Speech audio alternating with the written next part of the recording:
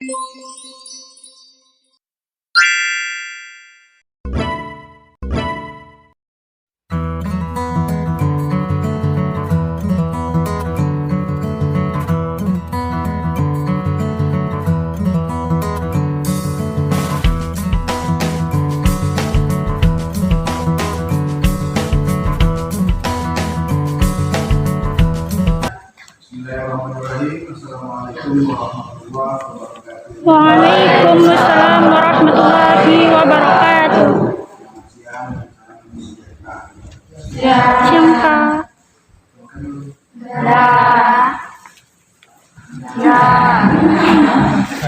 Datang di Istana Kadria Kesultanan Pontianak. Nah, saya pribadi, nama saya Pak Belala.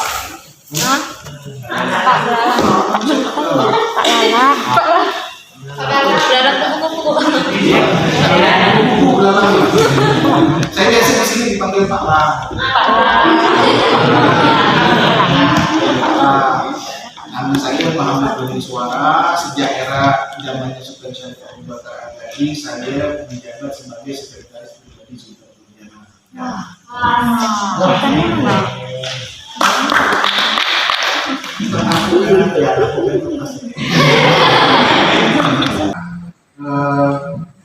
Jangan sampai kembali lagi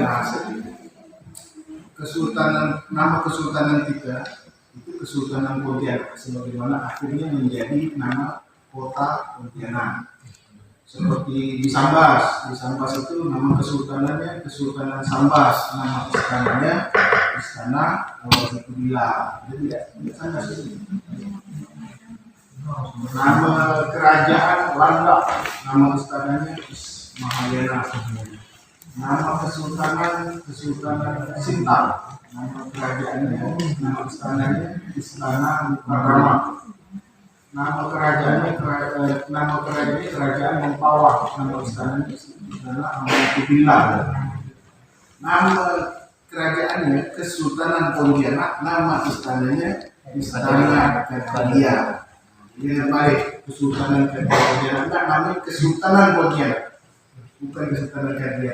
Kadria itu nisbat dari nama rumah ini.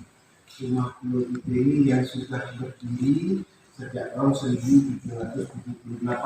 Walaupun enggak 1771. 1771 itu adalah sampainya orang yang bernama Syarif Abdurrahman ke Pontianak ini. Sebelum dia bernama Pontianak, dia disebut dengan Kuala Landa.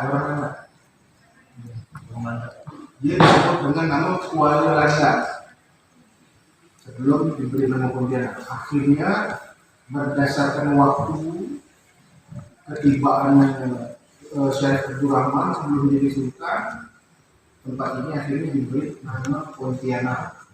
Nah, pada saat beliau sampai di tempat ini, beliau niatnya hanya mendirikan sebuah seperti pondok pesantren, seperti makan. Hanya orang-orang Melayu, orang-orang Dayak, orang-orang Bugis meminta beliau supaya menjadi sultan. Ditolak. Maka butuh waktu 7 tahun dari tahun 1771 untuk meyakinkan orang yang bernama Syarif Abdurrahman ini supaya mau menjadi raja.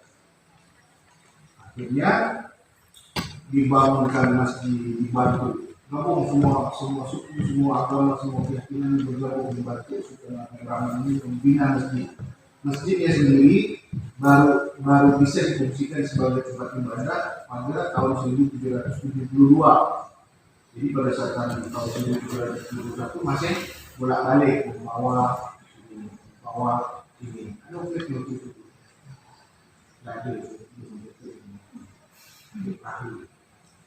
Nah, setelah 1772 beliau menjadikan masjid itu sebagai pusat penyebaran pengajaran agama Islam di Pontianak.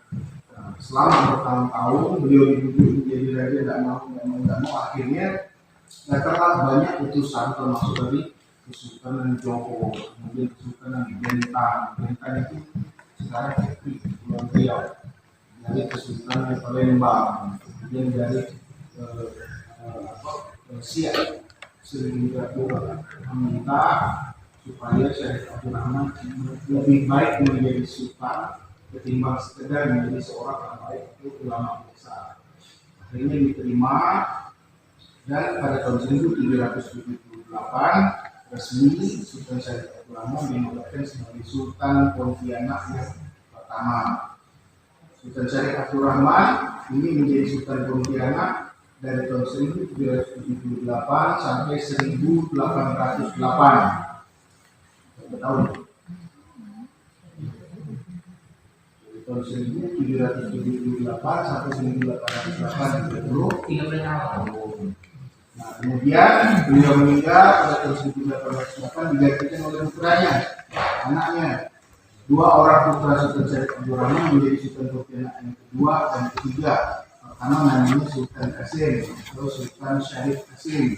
Beliau menjadi sebagai Sultan Pontianak dari tahun 1808 sampai 1818. 10 tahun digantikan oleh adiknya lagi Sultan Syarif Usman atau Sultan Usman, menjabat sebagai Sultan Pontianak dari 1818 atau 1819 sampai tahun 1855. Sebelum beliau meninggal dunia, beliau menyatakan mengundurkan diri menjadi Sultan Pontianak dan mengangkat anak kandungnya Syarif Hamid menjadi Sultan Pontianak yang keempat menggantikan beliau. Beliau sendiri Sultan Usman ini baru meninggal 5 tahun kemudian setelah melantik putranya. Di kemudian hari karena ada dilantik cicitnya yang juga namanya sama, akhirnya Sultan Hamid ini disebut Sultan Hamid pertama, Sultan Hamid satu. Tapi di zaman beliau tidak ada Sultan Hamid satu lagi, ini Sultan Hamid. Nah, Sultan Hamid ini menjabat sebagai Sultan Pontianak dari tahun 1855 sampai 1872.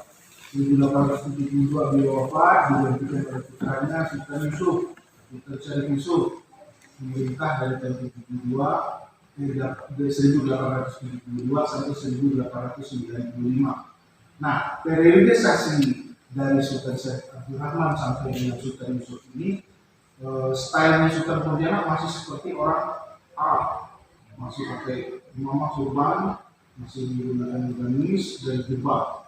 Barulah setelah anaknya Sultan Yusuf menjabat sebagai Sultan Pontianak, Kesultanan Pontianak atau Kota Pontianak melewati atau memasuki era keemasan kerajaan atau Kesultanan Pontianak, yaitu Sultan Syarif Muhammad bin Sultan Syarif Yusuf Abadi.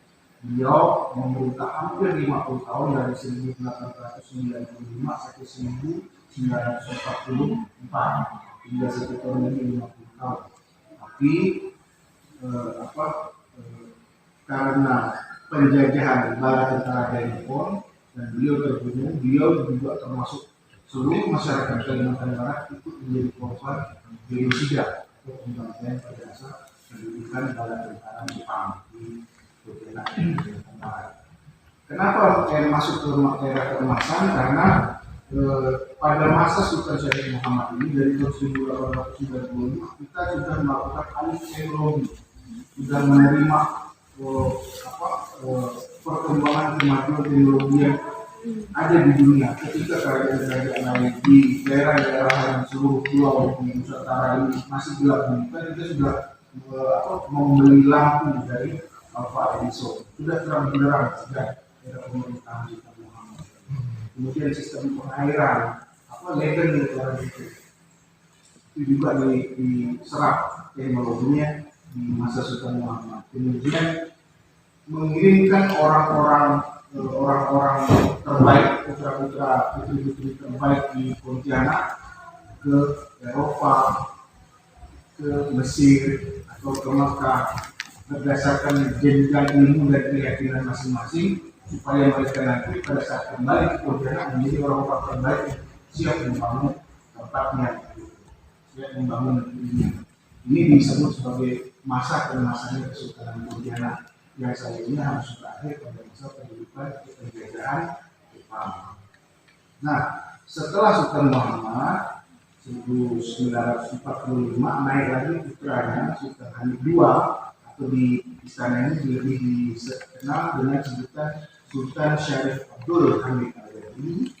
Sultan Hamid II ini menjabat sebagai Sultan Pontianak dari tahun 1945 sampai 1978 meninggal dunia.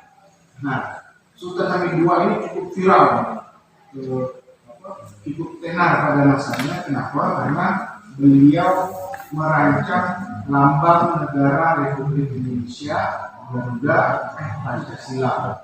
Nah, rancangan beliau ini sampai hari ini masih sering digunakan, masih dipakai, bahkan masih diakui sebagai lambang terkuat di seluruh dunia karena desainnya yang menggunakan skala ukuran yang ketat, tidak boleh diubah-ubah, tidak boleh diganti bentuknya karena menggunakan skala. Nah, itu adalah mahakarya Kesultanan Pontianak untuk Republik Indonesia dan juga sekaligus memberikan bangga untuk anak cucu generasi mudanya hari ini termasuk kalian, bahwa kita menjadi orang Indonesia tidak numpang hidup, tidak numpang makan, tetapi itu juga punya sumbangsi, itu punya sumbangsi lambang negara. Kecuali lambang negara itu sudah diganti menjadi burung pipit, barulah kita tidak boleh kenal. Atau lambang negara diganti menjadi burung apa? Burung ini lah. Nah, ini 9 generasi Kesultanan Pontianak yang membawa kedaulatan, maksudnya mereka menjadi sultan dengan menguasai wilayah dan menguasai tanah airnya dan menguasai rakyatnya juga. Setelah era Sultan Hamid II ini, beliau menyatakan bergabung dengan Negara Kesatuan Republik Indonesia. Secara resmi Pontianak dan Kalimantan Barat baru bergabung dengan Republik Indonesia itu 27 Desember 1949. Kenapa tidak dari tahun 45? Tidak. Itu memang pada saat itu kita masih berdaulat, masih punya kedaulatan sendiri. Barulah setelah terjadinya agresi militer Belanda I, agresi militer Belanda II, bapak-bapak bangsa kita termasuk Bung Karno bingung bagaimana menghadapi gempuran tentara sekutu, kemudian penolakan Indonesia menjadi sebuah negara bangsa di Perserikatan Bangsa-Bangsa.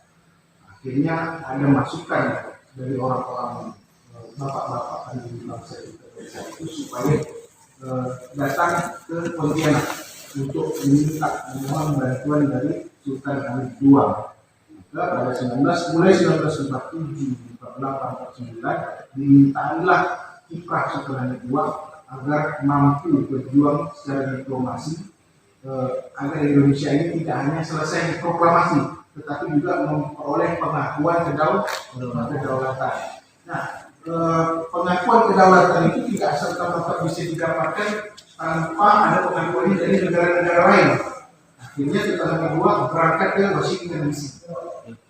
Awal 1948 dia berangkat ke Washington DC dan menghubungi pimpinan tentara sekutu Jenderal Douglas MacArthur supaya tentara sekutu menghentikan segala macam kegiatan militer yang kemarin terjadi seperti agresi militer Belanda I, bukan Belanda, agresi sekutu, ya, agresi militer I dan agresi militer II, dan mereka menahan senjata atau melakukan gencatan senjata sampai proses pengakuan kedaulatan dan mengurus kedaulatan Indonesia ini selesai. Gitu. Akhirnya Jenderal Douglas MacArthur menarik pasukannya dari Pulau Jawa, Sumatera dan Sulawesi. Kalimantan tidak ada. Nah, kemudian Sultan Hamid II mengajukan kepada Franklin Delano Roosevelt. Waktu itu beliau adalah Sekjen PBB. Nah, oleh Sekjen PBB dibentuklah UNCI, United Nations. PBB itu United Nations kan? United Nations Commission for Indonesia, Badan Khusus Perserikatan Bangsa-Bangsa untuk Indonesia. Dan di UNCI itu meresmikan menginisiasikan dilakukanlah kembali konferensi media bundar setelah yang pertama gagal malah menghasilkan agresi militer satu dan kedua, hancur-hancuran bangsa. Bung Karno diasingkan, Bung Hatta diasingkan, semua tokoh-tokoh bangsa itu diasingkan. Jakarta kosong, sehingga satu-satunya jalan harus ditemukan tokoh bangsa lain. Nah, tokoh bangsa itu adalah Sultan Hamid II. Akhirnya berangkat bersama-sama rally dari hari ke hari, bulan ke bulan, selama 1 tahun penuh melakukan konferensi militer yang kedua. Jadi KMB II itu tidak sehari mengurusnya, sehingga akhirnya baik PBB maupun Belanda mau melakukan penyerahan kedaulatan mengakui kemerdekaan Republik Indonesia pada 27 Desember 1949. Dan pada 27 Desember 1949 itulah Pontianak dan Kalimantan Barat secara resmi bergabung dengan Negara Kesatuan Republik Indonesia. Pada awalnya kita menjadi daerah istimewa Kalimantan Barat. Kenapa daerah istimewa ini Kalimantan Barat? Karena kita pada saat itu masih ada 21 kerajaan aktif dan tidak ada yang lebih tinggi dari yang lain. Mereka semua berdiri sejajar. Baik kerajaan Sintang, ada kerajaan Sambas, Ketapang, Ayar, Sanggau, Mempawah, Landa. Kemudian ada beberapa distrik-distrik yang dipimpin oleh tuan besar seperti Kubu, Selimbau, Sebitau, kemudian Singkawang. Nah, ini merupakan daerah yang berdiri sendiri mapan dan tidak ada yang berada di atasnya, maka pada saat itu kita berstatus daerah istimewa Kalimantan Barat. Lalu dengan seiring waktu akhirnya berubah menjadi daerah tingkat 1 provinsi Kalimantan Barat sampai dengan sekarang. Nah, kira-kira sejarah Pontianak seperti itu. Kenapa di Pontianak ini sultannya harus beragama Islam? Benar kan? Bukan beragama Islam saja, tapi alasannya tidak semata itu karena Sultan Abdul Rahman ini putra ulama dan beliau sendiri seorang ulama, sehingga pakemnya adalah pakem Islam. Tetapi bukan berarti agama-agama lain, suku bangsa lain tidak diterima di sini. Jadi di sini pada masa sultan-sultan itu masih aktif, masih berkuasa penuh, berdaulat penuh. Yang membangun gereja itu sultan, yang membangun wihara itu sultan, yang membangun stupa, kelenteng dan sebagainya itu sultan. Sehingga apabila terjadi gesekan antar suku dan agama, jangan coba menyentuh bangunan tempat ibadah, karena itu yang membangunnya adalah sultan. Nah, di situ toleransi antar umat beragama pada masa itu terjalin. Nah, itu 7 yang membawa kedaulatan. Kemudian ada pada tahun 2004 dimintakan kembali setelah tahun 78 meninggal Sultan Hamid II, dimintakan kembali kepada Kesultanan Pontianak pada masa pemerintahan Pak Susilo Bambang Yudhoyono. Sultan Pontianak diaktifkan kembali juga dinobatkanlah Syekh Abu Bakar Al-Qadri sebagai Sultan Pontianak, menggantikan Sultan Hamid II. Beliau wafat pada 2017 digantikan oleh anaknya Syekh Mahmud Melvin Al-Qadri yang bertahta sekarang di sana. Nah, 2 sultan ini tidak membawa kedaulatan, artinya tidak bisa mengatur urusan-urusan pemerintahan sebagaimana 7 sultan sebelumnya. 2 sultan ini hanya menjadi simbol perekat antar umat beragama, simbol perekat kerukunan antar suku, kemudian menjadi simbol agamanya itu sendiri. Jadi untuk mengaktifkan gerak-gerak Kesultanan Pontianak sebagaimana pernah terjadi pada masa lalu, kita sering melakukan seperti coffee morning yang menghadirkan gubernur, wali kota, kapolda, pangdam, yang kalau masyarakat seperti adik-adik orang tuanya misalnya pangdam kan susah, kalau mencari gubernurnya susah, cari dulu, cari wali kota nggak gampang. Jadi kumpulan kemudian di sini oleh sultan, nanti masyarakat yang punya masalah sudah disampaikan didengarkan oleh yang secara langsung tanpa jejak administrasi yang seperti itu Kesultanan punya sekaligus kita juga menunjukkan tradisi-tradisi keislaman sebagaimana pernah terjadi pada masa lalu. Apa itu tradisi-tradisi keislaman? Maulid, kemudian 1 Muharram, tahun Islam, kemudian hari raya Idul Fitri dan hari raya Idul Adha, dan mengikuti partisipasi terhadap kegiatan-kegiatan agama lain seperti untuk sini itu ceburi, imlek, dan Natal, tapi kita hanya hadir sebagai tamu, bukan membawa iman. Nah, kira-kira seperti itu tentang kesejarahan Pontianak secara ringkas dari saya. Selamat datang, terima kasih atas kedatangan kalian di Istana Karya. Assalamualaikum warahmatullahi wabarakatuh.